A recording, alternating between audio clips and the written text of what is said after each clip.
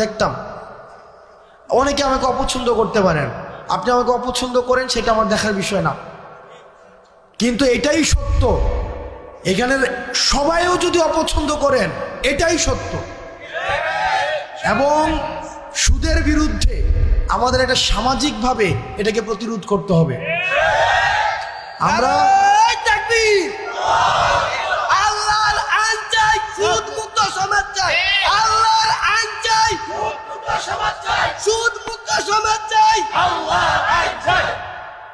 আপনাদের কাছে অনুরোধ থাকবে, আপনারা সুদকে বন্ধ করে দেন, আমরা চেষ্টা করব। আপনারা যদি আমাদেরকে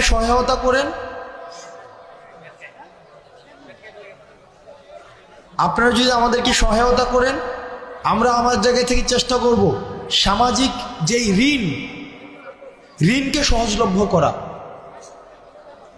সামাজিক ঋণ প্রদানকে সহজলভ্য করা।